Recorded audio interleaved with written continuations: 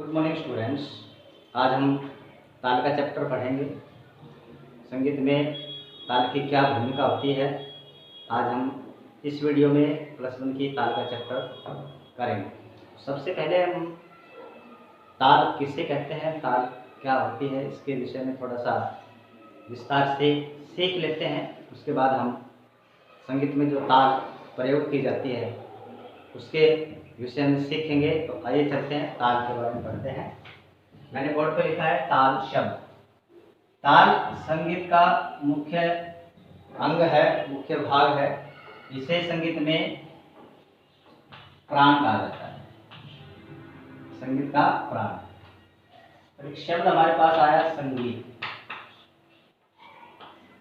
हमें संगीत की परिभाषा का ज्ञान होना चाहिए कि संगीत की परिभाषा क्या है, संगीत किसे कहते हैं। बहुत ही आसान से, सिंपल से इसकी परिभाषा है गायन, वादन और नृत्य। गायन एक अलग कला है, नृत्य एक अलग कला है, वादन एक अलग कला है। ये तीनों कला अलग अलग है। इन तीनों कलाओं को आपस में बांधकर जब गाया जाता है तो वो कला संगीत कला कहलाती है। इसे हम संगीत कहते हैं, इनको आपस में बांधा जाता है। इन तीनों में वादन जो कला है ये सबसे मुख्य कला है, क्योंकि इसी वादन के अनुसार गायन होता है, इसी वादन के अनुसार नृत्य होता है। इन तीनों कलाओं में गायन सबसे श्रेष्ठ कलाओं में माना जाता है, लेकिन गायन वादन के बिना अधूरी।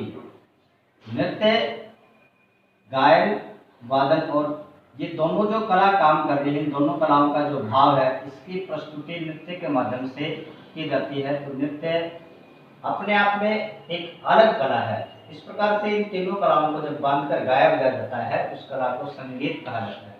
संगीत सभी कलाओं में श्रेष्ठ कला में आती है, संगीत को सबसे श्रेष्ठ कला में माना जाता है। वादन का मतलब होता है बजाना, ताल बजाना। ताल जो शब्द है, इस शब्द के विषय में हमारे जो प्राचीन जो ग्रंथ, उपलब्ध जो ग्रंथ है, उस ग्रंथ में संगीत के जो विद्वान है उनके अनुसार अलग अलग परिभाषा बताई गई है। कुछ संगीतकारों का मानना है कि ताल शब्द से ताल की उत्पत्ति हुई। पंडित सारंग देव जी के अनुसार, पंडित सारंग देव जी के अनुसार ताल शब्द से ताल बना, जिसमें गीत, वाद्य और नृत्य ये तीनों प्रतिष्ठित होते हैं। वह ताल है, प्रतिष्ठा का अर्थ होता है व्यवस्थित करना, आधार देना, स्थिरता प्रदान करना। यहाँ पर भी गीत, वादन और नृत्य तीन कला है। तीनों कलाओं को एक ही आधार, एक ही प्लेटफॉर्म प्रदान करना, एक ही लय में ये काम करे, लय चल जाता है, उसे ताल माना गया पंडित सारंग के अनुसार। भट्ट जी के अनुसार, भट्ट के अनुसार काल,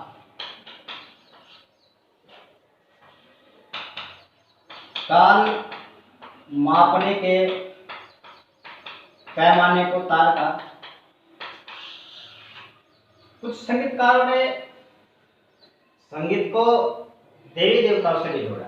देवी देवता के अनुसार उनका अपना मानना है कि संगीत में भगवान शंकर और पार्वती। भगवान शंकर आप सभी जानते हैं कि तांडव नृत्य करते थे, और पार्वती जी का जो नृत्य था उसे लास्य कहा जाता था, लास्य। इस प्रकार से भगवान शंकर का जो प्रिय जो वाद्य था डमरू, उसकी डिमक डिमक से ताल शब्द बनाया गया।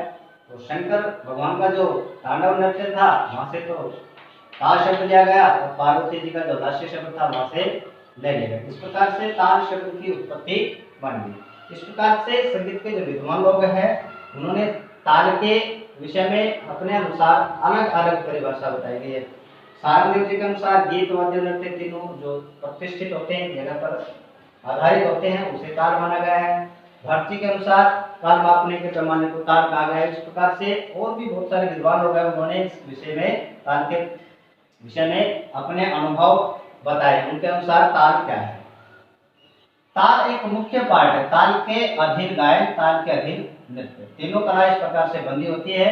यदि हम इन तीनों में से एक भी कला को निकाल देते हैं तो संगीत नहीं बनेगा, संगीत हम उसको नहीं कह सकते। तो संगीत में तीनों कलाएं अपना अलग अलग भूमिका में रहती है, इनका तीनों का बहुत ही अधिक महत्व होता है। तो इस प्रकार से ताल की जो परिभाषा है संगीत के विद्वान लोगों ने इसमें बताया है। ताल में एक शब्द हमारे पास आया है लय। ताल किस प्रकार बनाई जाती है, किस प्रकार बनती है लय। लय का चैप्टर भी हम पढ़ेंगे। अभी बीच में लय शब्द आया, थोड़ा सा हम इसके विषय में पढ़ लेते हैं। लय 3 प्रकार की लय होती है।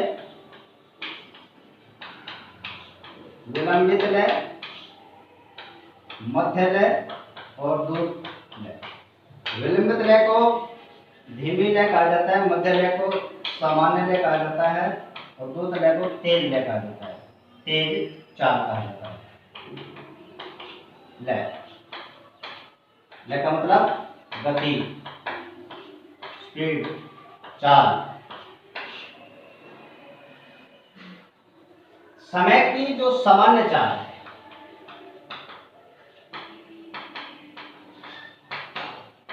सामान्य चाल गति को लय कहते हैं। समय की सामान्य चाल गति को लय कहते हैं। लय 3 प्रकार की मानी गई, विलंबित लय, मध्य लय और द्रुत लय। धीमी चाल, सामान्य चाल, तेज चाल। इन तीनों लय में अधिक हम मध्य सामान्य लय का प्रयोग करते हैं।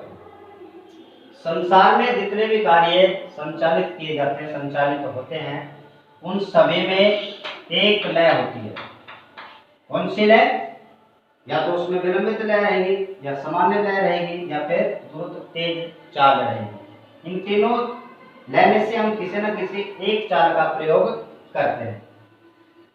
इन तीनों में अधिकतर जो चाल प्रयोग में लाई जाती है वो सामान्य मध्य लय होती है, इसको साधारण चाल भी कहा जाता है। इस चाल में हम अधिकतर काम करते हैं। इस प्रकार से जो लय है, समय की जो सामान्य चाल गति जो इकाई है उसको लय कहा जाता है। 3 प्रकार की होती है, विलंबित लय, मध्य लय, द्रुत लय। ये जो लय है, इस लय से मात्रा बनाई जाती है। जैसे मान लो कि हमारे यहाँ पर सामान्य चाल है, ये हमारी सामान्य चाल है और हमारे पास ये जो समय है, इस समय को हमने माप लिया। समय के मापने का जो पैमाना है वो ताल कहलाएगा। हम यहाँ से चलकर यहाँ पर पहुंचेंगे, मतलब कि यहाँ से यहाँ तक हमें जाना है। अब कैसे जाना है, तो हम इन तीनों में से कोई भी एक चाल लेंगे। हमें धीरे धीरे जाना है, विलंबित लय में जाना है, या हमारे सामान्य चाल में जाना है, या हमें तेज चाल में दौड़कर जाना है। तो जिस प्रकार से हम जाएंगे, वो जाने से पहले हम एक चाल निश्चित करेंगे कि हमें किस चाल में ये कार्य करना है। तो यहाँ से एक चाल ली जाती है, उस चाल का प्रयोग करते हुए हम यहाँ से यहाँ तक जाएंगे। 1 2 3 4, 1 2 3 4 5 6। इस प्रकार से हमने इस समय को छोटे छोटे टुकड़ों में बांट लिया। पहले हम यहाँ से यहाँ तक चले, फिर हम यहाँ से यहाँ तक चले, फिर यहाँ से यहाँ तक पहुँचे, फिर यहाँ से यहाँ तक पहुँचे और फिर यहाँ से यहाँ तक पहुँचे। इस प्रकार से जो हमारे पास चाल थी, जो गति थी, हमने यहाँ पर जो चाल ली वो सामान्य चाल थी। सामान्य चाल, सामान्य चाल में चलते हुए हमने बराबर बराबर यहाँ पर समय लिया। यहाँ से यहाँ तक का जो समय है वो बराबर है, यहाँ से यहाँ तक का जो समय ये बराबर है, ये समय, ये सभी जो हमने जो बीच बीच में हमने पॉइंट बनाए हैं, इनमें बराबर समय लिया गया है। मान लो कि यहाँ पर 5 मिनट 5 सेकंड है, यहाँ पर 5 सेकंड, यहाँ पर 5, यहाँ पर 5, यहाँ पर 5, बराबर बराबर। हमारे पास कितना समय हो गया? 5 10 15 20 25 25 हम मिनट मान लेते हैं थोड़ी देर के लिए। 25 मिनट में हमने कोई भी कार्य किया, बराबर बराबर हमने समय प्रयोग किया। तो इस प्रकार से जो हमारे पास लय थी, उस लय को हमने टुकड़ों में डिवाइड कर लिया, उसके विभाग बना लिए, उसको टुकड़ों में बांट लिया। तो ये टुकड़ों में जो बांटना है इसको हम कहेंगे मात्रा। हमने इसको एक नाम दे दिया, ये 1, ये 2, ये 3, ये 4, ये 5, ये 6 संख्या हमने यहाँ पर डाल दी, संख्या हमने इसको दे दी कि भाई ये जो है पॉइंट, ये इसको हम 1 कहेंगे, इस पॉइंट को हम 2 कहेंगे, इस पॉइंट को हम 3 कहेंगे, इस पॉइंट को हम 4 कहेंगे, ये 5 है 6। इस प्रकार से 1 से 2 तक जब हम जाएंगे तो हमें 5 मिनट का समय लगेगा, 2 से 3 तक जब जाएंगे जब हमें फिर 5 मिनट का बराबर समय लगेगा। तो इस प्रकार से जो हमने यहाँ पर जो लय ली वो बराबर बराबर ली गई, इसमें यहाँ पर कोई भी समय ज्यादा या कम नहीं हो रहा है। तो इस प्रकार से जो लय होती है उस लय के आधार पर मात्रा बनाई जाती है, मात्रा से फिर ताल बनती है। संगीत में जो ताल की जो परिभाषा है वो इस प्रकार से बताई गई है कि समय को जो मापने का पैमाना है उस पैमाने को ताल कहा जाता है। उसके विषय में संगीत के जो विद्वान लोग हैं उन्होंने अपने आधार पर ताल की अलग अलग परिभाषाएं बताई।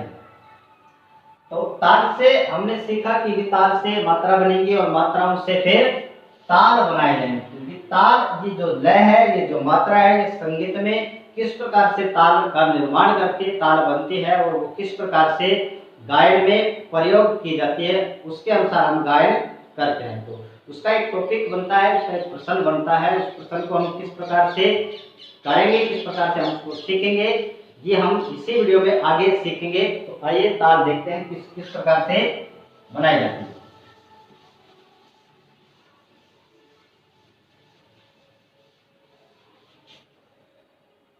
एक हमारे संगीत में सबसे बहुत ही लोकप्रिय ताल है कहरवा ताल। ये शास्त्रीय संगीत में, भाव संगीत में, मार्गीय संगीत में, देसी संगीत में, सभी जितनी भी गायन शैलियां हैं उनमें प्रयोग की जाती है। कहरवा ताल सबसे प्राचीन ताल है और अधिकतर गायन शैलियों में कहरवा ताल का ही प्रयोग किया जाता है। कहरवा जो ताल है, इस ताल में 8 मात्रा मानी हुई है।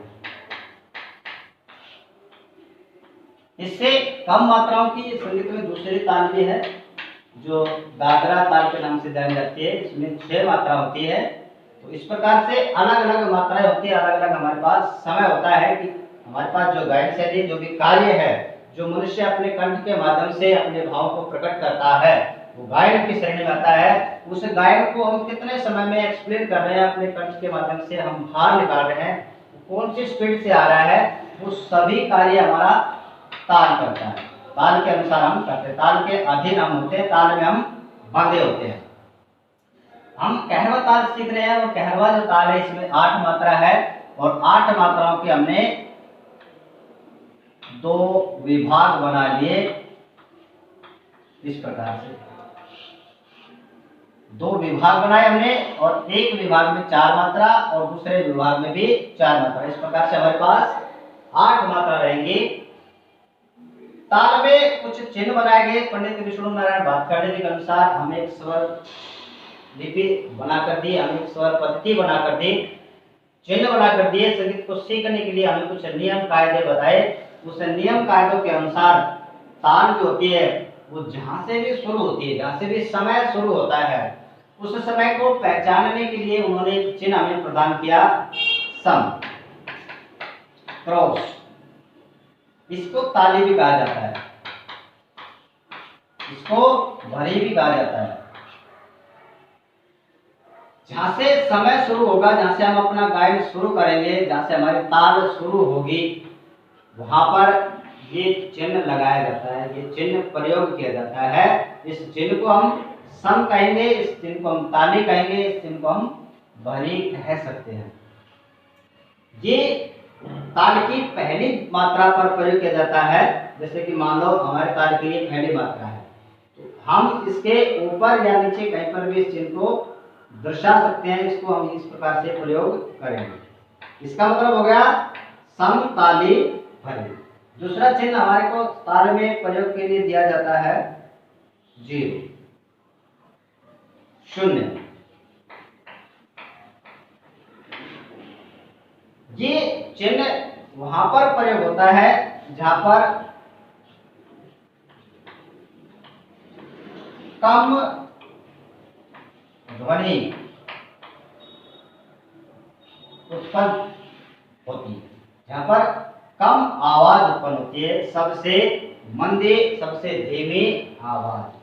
सम का मतलब सबसे तेज आवाज, सबसे ऊंची आवाज। जहां से हम ताल को शुरू करेंगे, जहां से हम अपना गायन शुरू करेंगे, वो आवाज सबसे तेज रहेगी, उसे हम सम कहेंगे।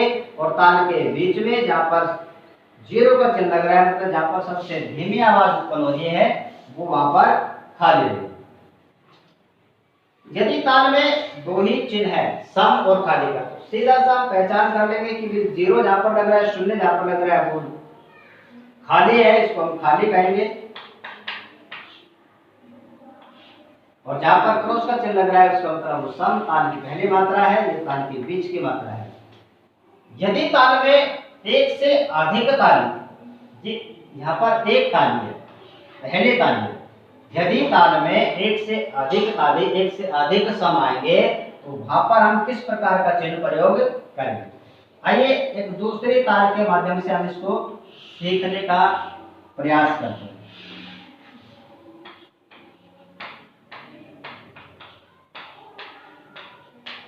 इस प्रकार से हम ताल की टेबल बनाएंगे।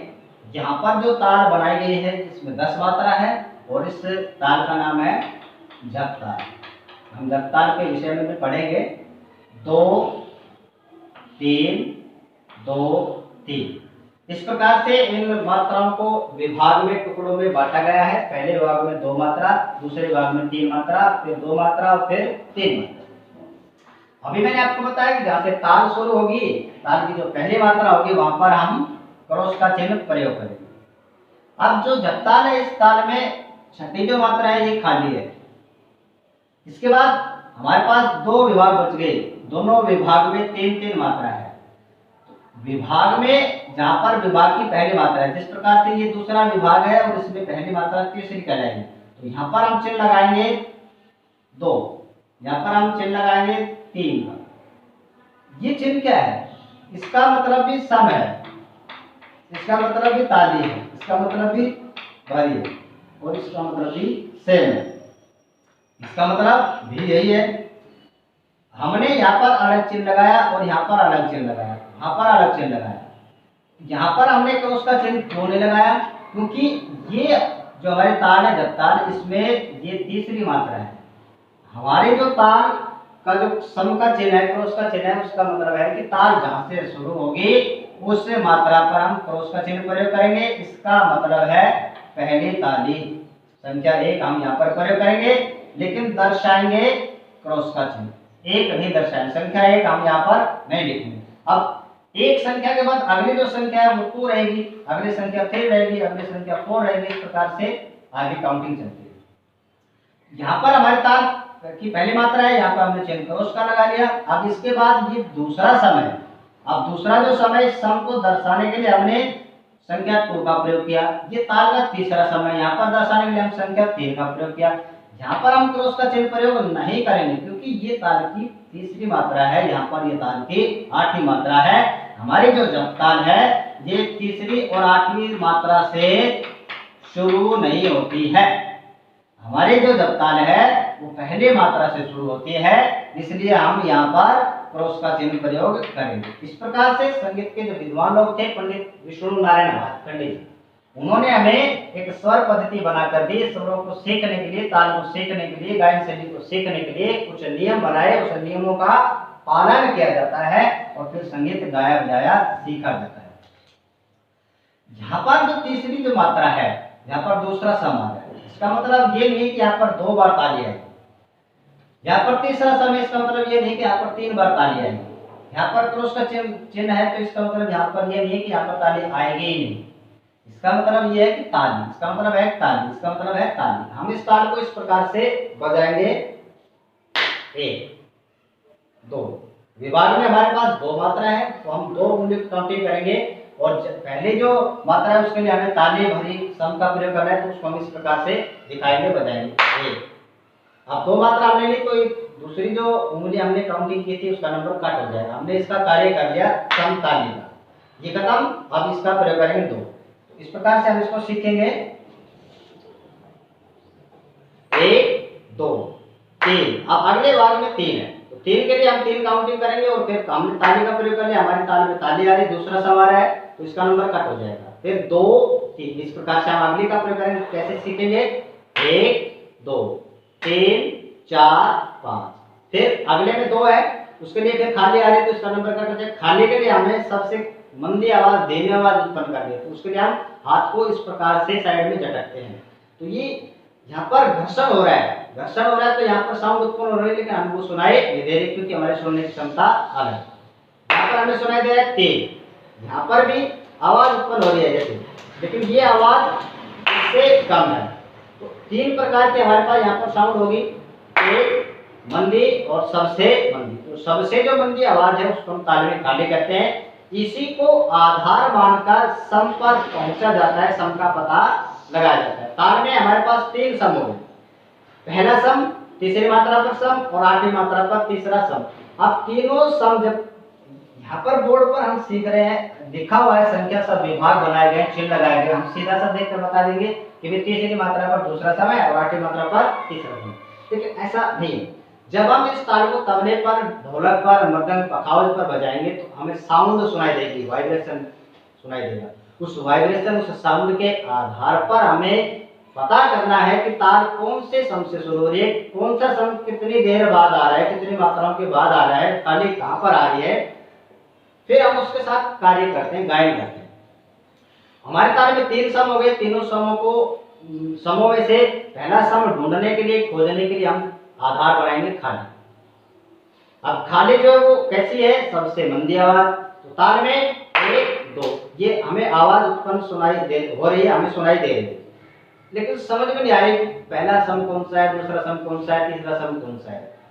हम उसको एक बार साइड में रखेंगे और खाली को खोजेंगे, खाली को ढूंढेंगे कि सबसे मंदी आवाज कहाँ पर आ रही है। सबसे मंदी आवाज छठी मात्रा पर आएगी, तो छठी मात्रा हमारे कौन से विभाग में आती है, तीसरे विभाग में आती है। अब छठी के बाद ताल में कितनी मात्रा और शेष रहेगी और वहां पर कितनी बार सम आ रहा है, तेज आवाज सुनाई देगी। तो मान लो कि हमारी ये 6 है, 6 7 8। अब खाली और फिर ताली और फिर उसके बाद तेज आवाज और फिर मंदी आवाज और फिर मंदी आवाज। 6 7 8 9 10। अब ये मंदी आवाज है 2 बार, 9 और 10 मंदी, फिर उसके बाद तेज। तो इस प्रकार से हम खाली को आधार मानकर हम तीसरे सम पर जाएंगे और तीसरे सम के बाद हमारे पास समाप्त हो जाएगी और फिर हम वापस जिस मात्रा पर आएंगे, जो हमें सबसे तेज सुनाई देगी, वो ताल की पहली मात्रा होती है। तो इस प्रकार से ताल में खाली का जो प्रयोग है वो सही सम को ढूंढने के लिए, सही सम का पता लगाने के लिए ही किया जाता है। तो इस प्रकार से पंडित विष्णु नारायण भास्कर जी हमें ताल को सीखने के लिए कुछ चिन्ह बनाकर दिए, जिनका हम अनुसरण करते हैं, जिनके अनुसार हम ताल को अच्छे से सीख पाते हैं। तो इस प्रकार से ताल में चिन्ह होते हैं, ताल में चिन्ह प्रयोग किए जाते हैं। तो आइए चलते हैं खैरवा ताल पर। हमारे पास 8 मात्रा है और 8 मात्रा को किस प्रकार से विभाग में बांटा गया है।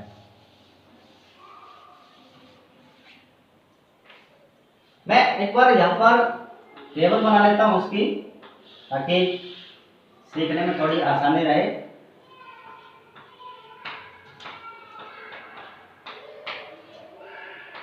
इस प्रकार हमने इसके 2 विभाग बना लिए, पहला विभाग दूसरा विभाग। पहले विभाग में 4 मात्रा, दूसरे विभाग में फिर 4 मात्रा, इस प्रकार से 8 मात्रा होगी। इन सभी संख्याओं को ताल में, ये हमारी ताल है, इन सभी संख्याओं को ताल में मात्रा कहा जाता है। उसके बाद हम चिन्ह लगाएंगे। तो पहली मात्रा जहाँ से शुरू होती है ताल, वहां पर तो उसका चिन्ह आएगा, ये हमारे चिन्ह हो गए। और ताल में 2 ही विभाग है, इसलिए दूसरे विभाग में 0 का चिन्ह रहेगा, खाली का चिन्ह रहेगा। अब यहाँ पर जो हम कार्य करेंगे, जो इनके जो नाम है, पहली मात्रा का क्या नाम रखा गया, जिसे हम संगीत में बोल कहते हैं। धा गे ना ती ना के धी ना। इस प्रकार से ताल कहरवा के बोर्ड होते हैं। ये मात्रा हो गई, संख्या को मात्रा कहेंगे, ये हमारे चिन्ह हो गए और इनका जो नाम था वो हमने यहाँ पर लिखा, ये बोर्ड कहलाएगा। तो इस प्रकार से टेबल बना लिया हमने। ये ताल की एक गुण है, हम इसको कहेंगे एक गुण। यहाँ पर जो मात्रा है ये समय है। पहली मात्रा में जो समय है वही समय दूसरी मात्रा में, वही समय तीसरी में, वही समय चौथी में। इस प्रकार से इनमें सभी मात्राओं में बराबर बराबर समय लिया गया है। अब मान लो कि पहली मात्रा में 5 सेकंड है, अब 5 सेकंड के अनुसार हमें धा शब्द का उच्चारण करना है, एक वर्ड बोलना है। तो हम उसको सिंपल सा बोलेंगे धा के ना ती ना के भी ना धा। सामान्य चाल में हम इसमें काम करेंगे तो ताल की वो एक गुण रहेगा। अब यहाँ पर इस ताल का जो परिचय है उस परिचय को किस प्रकार से हम लिखेंगे। देखिए बेटा, किसी भी प्रश्न को समझाने के लिए, किसी भी प्रश्न को एक्सप्लेन करने के लिए अपना एक तरीका होता है। उस तरीके के अनुसार हम ताल कहरवा का परिचय किस प्रकार से लिखेंगे, सीखेंगे। देखिए सबसे पहले हम ताल का नाम लिखेंगे। हमारी जो ताल है उसका परिचय हमें बताना है, तो उस ताल का नाम कहरवा ताल है। अब कहरवा ताल में कितना समय लिया गया है, उस समय को हम किस नाम से जानते हैं? तो ये सभी जो संख्या है ये मात्रा है और मात्रा हमारी समय है। तो यहाँ पर हम लिखेंगे मात्रा। मात्रा हमारे पास 8 हो गई और 8 मात्राओं को कितने विभाग में, कितने खंड में बांटा गया है, तो वो हम यहाँ पर लिखेंगे विभाग। कितने विभाग बने हमारे यहाँ पर? 2 विभाग बने। हम इन दोनों विभाग को और अच्छे से समझाने के लिए यहाँ पर लिख सकते हैं 4 4 इस प्रकार से। अब कहरवा ताल जहां से शुरू होती है उसे हम ताल में क्या कहते हैं? सम कहते हैं। तो हम यहाँ पर लिखेंगे सम। सम कहां पर होता है? पहली मात्रा पर। उसके बाद ताल में दूसरा जो चिन्ह है वो हमारे पास है खाली का, और वो हम आगे लिखेंगे खाली। खाली हमारे पास 5वीं मात्रा पर है, तो हम यहाँ पे लिखेंगे 5वीं मात्रा पर। की कार्य हो गया शॉर्ट कार्य। अब इन सभी बातों को, इन सभी को विस्तार से हम यहाँ पर समझाएंगे, बताएंगे। तो एक पैराग्राफ हम तैयार करेंगे परिचय। इस परिचय में लिखेंगे कि कहरवा ताल 8 मात्राओं का ताल चक्र है। कहरवा ताल में 2 विभाग 4 मात्राओं के बनाए जाते हैं। कहरवा ताल की पहली मात्रा सम व 5वीं मात्रा को खाली माना जाता है। कहरवा ताल एक सबसे प्राचीन ताल है। इस ताल का अधिकतर जो प्रयोग है पंजाब का जो लोक नृत्य है भंगड़ा, इसमें प्रयोग किया जाता है। कहरवा जो ताल है, इस ताल का जो प्रयोग है वो भंगड़ा में सबसे अधिक प्रयोग किया जाता है। ये एक बहुत ही प्राचीन ताल है। इसी ताल से और अनेकों तालों का निर्माण किया गया है। आधुनिक काल में, मध्यकाल में और प्राचीन काल में जो सबसे अधिक प्रयोग में लाई जाने वाली जो ताल थी वो कहरवा ताल थी। कहरवा जो ताल है इसकी जो प्रकृति है वो चंचल प्रकृति होती है। ये श्रृंगार रस की उत्पत्ति करती है, और जैसे ही ताल इंस्ट्रूमेंट पर बजना शुरू होती है तो ऑटोमेटिकली हमारा जो मन है वो नाचने के लिए तैयार हो जाता है। और ये इसलिए ये जो ताल है ये सभी तालों में सबसे अधिक प्रभावशाली तालों में आती है। इसका ऐसे हम एक पैराग्राफ तैयार करेंगे, इन सभी बातों को विस्तार से समझाते हुए। उसके बाद हम ताल का एक गुण का टेबल बनाएंगे और एक गुण का टेबल इस प्रकार से बनाएंगे। ताल में मात्रा 8 इस प्रकार से लिखेंगे, फिर उनके विभाग बनाएंगे, फिर उनके चिन्ह लगाएंगे, फिर उनके जो बोर्ड है नाम जो है वो लिखेंगे, और इसी के आधार पे हम ताल की दोगुन बनाएंगे। दोगुन बनाने के लिए भी हमें समय तो वही रहेगा, समय कभी नहीं बदलता, समय बराबर रहता है, और समय के अनुसार हमारा जो कार्य काम है वो बदलता है। वैसे टेबल बनाएंगे। अब यहाँ पर 5 सेकंड है, यहाँ पर भी 5 सेकंड है। यहाँ पर हम 5 सेकंड में एक बोल का उच्चारण कर रहे थे, जब हम दोगुन बनाएंगे तो यहाँ पर काम अधिक हो जाएगा। ये जो बोल है, ये कार्य है, ये हमें करना होता है, ये डबल हो जाएगा। मतलब कि 5 सेकंड में यहाँ पर 2 बोल उच्चारण करेंगे, और दोनों को जोड़ने के लिए नीचे अर्धचंद्राकार चिन्ह प्रयोग करेंगे। अब इस टेन के अंदर जितने भी बोल है वो एक मात्रा के समय में उच्चारण किए जाएंगे, और एक मात्रा में हमारे पास जो समय है वो 5 सेकंड है। यहाँ पर हम जोड़े बनाकर लिखेंगे दो दो बोल के, दोनों बोल हमने ले लिए, अगले दो बोल लेंगे नाती, नाती के बाद ना के, नाके के बाद घे ना। जो कार्य यहाँ पर हम 8 5 40 सेकंड में हम जो कार्य कर रहे थे वो कार्य हमने 20 सेकंड में ही पूरा कर दी, क्योंकि यहाँ पर हमारी जो स्पीड है वो बदली। यहाँ पर हमारी स्पीड थी 7, यहाँ पर हमने 4 ले ली तेज, इस 4 से थोड़ी सी तेज 4। तो हमारा जो कार्य था उसका जो समय है वो आधे समय में हमने उसको पूरा कर लिया। हमारे पास अभी 4 मात्रा और बच रही है, तो वापस हम इन्हीं का उच्चारण करेंगे।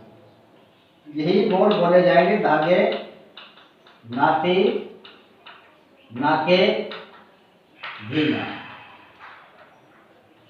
इस प्रकार से ताल की धुन बनाई जाती है, और संगीत में जो ताल है वो 8 गुण तक गायब हो जाती है।